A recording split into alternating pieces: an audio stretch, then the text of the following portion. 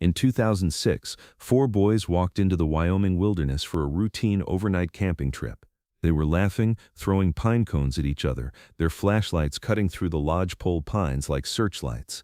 By morning, they were gone. No bodies, no trail, no explanation, just 4 empty sleeping bags and a silence that would last 17 years. The boys were Daniel Walker, 13, the natural leader who carried the compass; Marcus Thompson, 12. Everyone called him Mark, the jokester who kept spirits high; Christopher Hayes, 11, quiet but observant, always taking mental notes; and Samuel Rivera, 10, the youngest, small for his age, but determined to keep up with the older boys. Ridgeline Adventure Camp had operated since 1958 without a single serious incident until that night, June 14, 2006. The morning mist hung low over the camp when Counselor Jim Anderson reached the overnight site at 6:39 a.m. He expected to find 4 boys around a dead campfire, probably complaining about the cold. Instead, he found their sleeping bags arranged in a perfect square, undisturbed, as if the boys had simply evaporated from inside them. The backpacks were still there, untouched. Daniel's compass sat on top of his bag, pointing north. Mark's pocket knife lay in the dirt beside his sleeping spot. Christopher's journal was open to a blank page, his pencil placed carefully across it. Samuel's Game Boy, the one he'd hidden from the counselors, peeked out from under his pillow. Jim's first thought was a prank. These kids were probably hiding in the trees, waiting to jump out. But after 10 minutes of calling, then 20, then 30, his voice grew ragged and desperate. The silence that answered back was absolute. By noon, search and rescue teams flooded the forest. Dogs tracked the boys' scent to a ravine about 250 yards from camp, then lost it completely. Not gradually, not confused, lost, as if they'd been lifted into the air. The FBI arrived within 48 hours. Agent Michelle Rodriguez, fresh from Quantico, treated it as an abduction from the start. But abduction required evidence: tire tracks, footprints, signs of struggle. There was nothing. The crime scene techs found one anomaly: a single adult boot print near the ravine, size 10, deep enough to suggest someone carrying weight. But the print led nowhere. It simply stopped. The parents arrived in waves: Robert Walker, Daniel's father, a construction foreman who immediately joined the search; Angela Thompson, Mark's single mother, who clutched her son's school photo and wouldn't let go; the Hayes family, Christopher's parents, both nurses who'd trusted the camp completely; Maria Rivera, Samuel's grandmother who'd raised him, now facing every grandmother's worst nightmare. For 3 weeks, the search expanded. National Guard, volunteers from 5 states, helicopters with thermal imaging. They found nothing. Not a shoe, not a thread, not a candy wrapper. It was as if the forest had swallowed them whole. August 28, 2006. Location: FBI Field Office, Cheyenne, Wyoming. Agent Rodriguez stared at the map spread across her desk. 4 red pins marked the last known location. She had interviewed every counselor, every camper, every staff member. The stories were consistent, too consistent. Nobody heard anything unusual. Nobody saw lights. Nobody noticed anyone who didn't belong. But there was one detail that nagged at her. 3 campers in the neighboring site about 150 yards away reported the same thing independently. Around 2 a.m., they'd heard what sounded like a truck engine idling, not moving, just running. They'd assumed it was a maintenance vehicle, but the camp's maintenance log showed no vehicles out that night. Rodriguez pulled the personnel files again. Every adult at the camp had been cleared. Background checks, alibis, polygraphs for those who volunteered. All except one. Thomas Mitchell, the night security guard, had quit abruptly 2 days after the disappearance. Said he couldn't handle the stress. He'd moved to Idaho, left no forwarding address. She made a note: find Thomas Mitchell, September 2006 to November 2022. The years between. The case went cold within a year.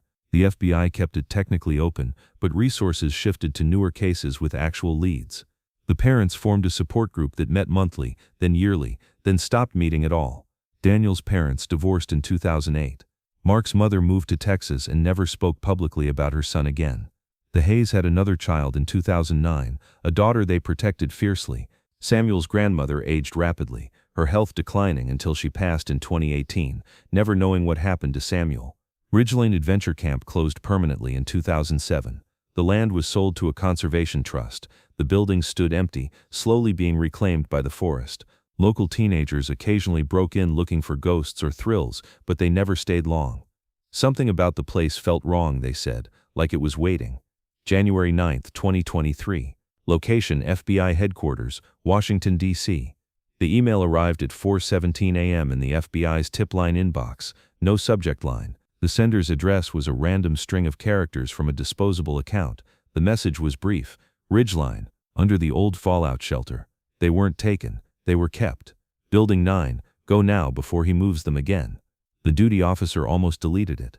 The FBI received hundreds of false tips daily, but something about the specificity caught his attention. Building 9, the camp had only 8 official buildings. He forwarded it to the cold case unit. Agent David Park, Rodriguez's successor on the case, read it that morning. He pulled the original camp surveys. There it was, barely visible on a 1964 geological survey. A small square marked Civil Defense Shelter 9, about half a mile from the main camp, built during the Cold War, then abandoned. Within 6 hours, Park had a team assembled and a warrant signed. January 11, 2023. Location: Ridgeline Forest, Wyoming. The shelter entrance was exactly where the survey indicated, hidden beneath decades of fallen branches and deliberate camouflage. The metal door was rusted but recently oiled. Fresh scratches around the lock suggested it had been opened within the last few months. Park's team breached at dawn. The stairs descended 25 feet into darkness. Their flashlights revealed a corridor with concrete walls remarkably well preserved. The air was stale but circulating. Someone had maintained the ventilation system. The first room was empty except for 4 folding cots with thin mattresses. Boys' clothing hung from hooks on the wall. Jeans, t-shirts, sneakers, sizes that would fit 10 to 13-year-olds. But the labels were wrong.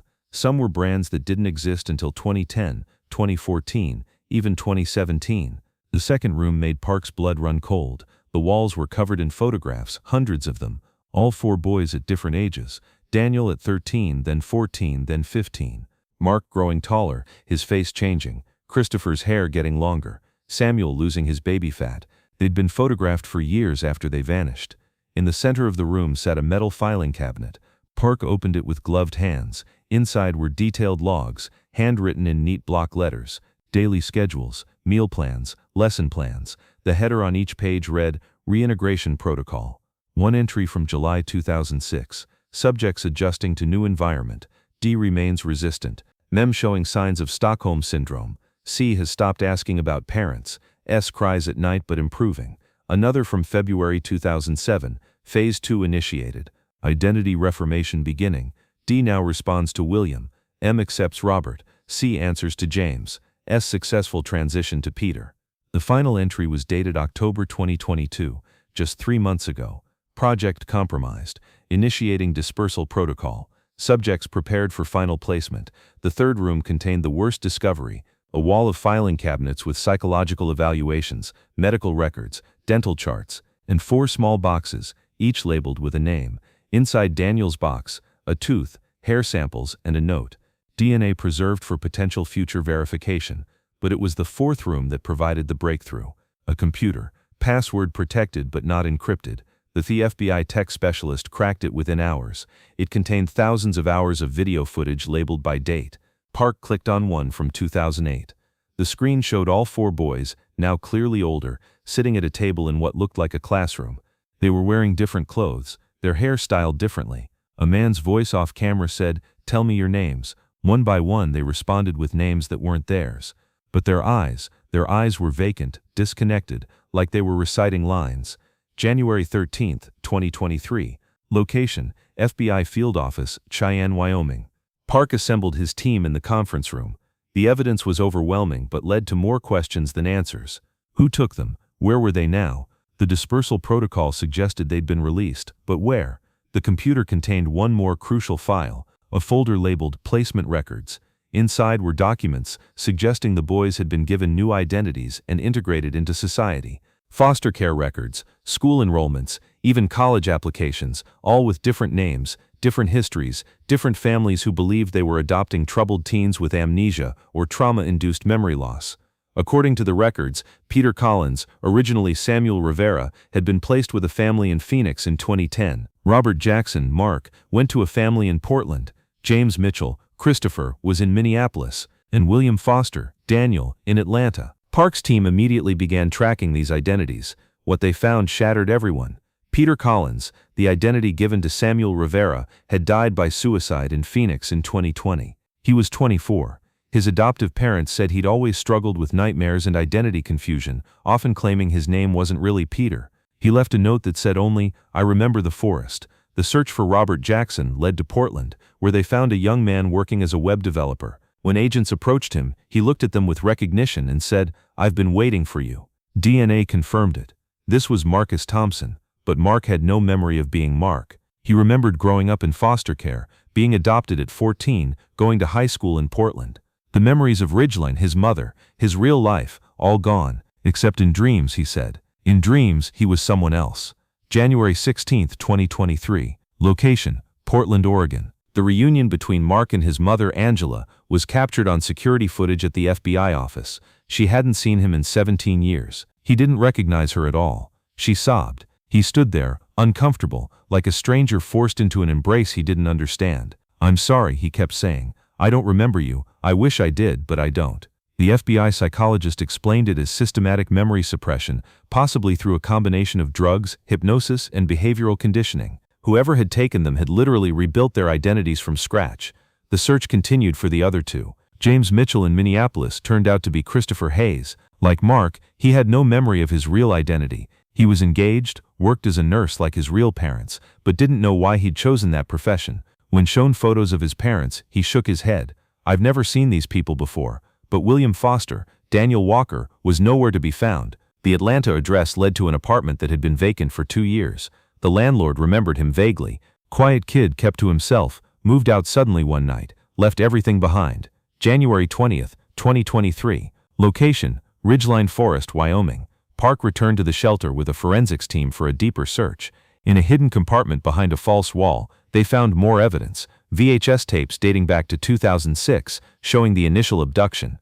The boys hadn't been taken violently. They'd been drugged, something in their dinner at camp, then simply carried away while unconscious. The man on the tapes was careful never to show his face, but his voice was distinctive, calm, educated, with a slight Eastern accent. He referred to himself as the Guardian, and the boys as the Lost Ones. One tape from 2007 showed him explaining his purpose to the camera. "Society labels them as missing, but I've found them. I'm giving them what their parents couldn't, a chance to become who they're meant to be, free from the limitations of their birth identities." The FBI ran voice recognition against their databases, no matches, but then Park remembered something. Thomas Mitchell, the security guard who'd quit after the disappearance. They'd never found him in Idaho. January 25, 2023. Location: FBI headquarters, Washington, D.C.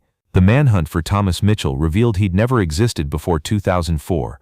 The identity was manufactured. Social security number belonged to a child who died in 1981. The references on his camp application were fake. The address he'd given led to an empty lot. But facial recognition from his camp ID photo got a hit from an unexpected source: Dr. Richard Vaughn, a psychiatrist who'd lost his license in 2002 for unauthorized experiments on identity dissolution. He'd published papers on therapeutic identity reconstruction before being discredited by the medical community. His last known address was in Montana, where he'd supposedly died in a house fire in 2004. But when the FBI checked the records, the body was never positively identified. February 2, 2023. Location: Billings, Montana. The tip came from a hardware store owner who recognized Vaughn's photo on the news. "That's Mr. Carson, comes in every month for supplies, lives up on the old Mitchell Ranch." The FBI surrounded the property at dawn. It was a modest farmhouse, isolated, with a clear view of all approaches, perfect for someone who didn't want surprise visitors. Vaughn was inside, sitting at his kitchen table, drinking coffee. He didn't resist. He smiled when they entered. 17 years, he said. "I gave them 17 good years. New lives, new chances. I saved them from becoming their parents' failures." In his confession, Vaughn explained everything.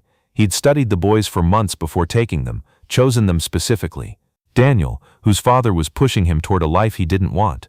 Mark, whose single mother could barely provide. Christopher, whose parents were heading for divorce. Samuel, whose elderly grandmother couldn't give him opportunities. "I gave them better lives," he insisted. "They're successful now, happy. They wouldn't have been if I'd left them where they were." When told about Samuel's suicide, he showed the first crack in his composure. That wasn't supposed to happen. The protocol should have held. February 7, 2023. Location: Federal Courthouse, Cheyenne, Wyoming. During Vaughn's arraignment, something extraordinary happened. Daniel Walker walked into the courtroom. He'd been living in Seattle, under another assumed identity, having somehow broken free from the William Foster programming 2 years earlier. He'd been searching for answers, following news about missing children, when he saw the reports about Ridgeline. Unlike the others, Daniel had recovered some memories. Fragments, he said. Flashes of the forest, the other boys, his real name. He'd spent 2 years in therapy, trying to piece together who he really was. He testified that day, standing between two lives, the one stolen and the one imposed. He took 4 boys, Daniel said, looking directly at Vaughn, and he tried to kill us without actually killing us. He murdered who we were. The reunion with his father was unlike the others. Robert Walker, now 61, gray and weathered, grabbed his son and held him like he was still 13. And Daniel, against all odds, remembered him. Not everything, but enough. Enough to say, "Dad, it's me." February 15, 2023. Location, FBI Behavioral Analysis Unit, Quantico, Virginia. The case file for Ridgeline grew to thousands of pages.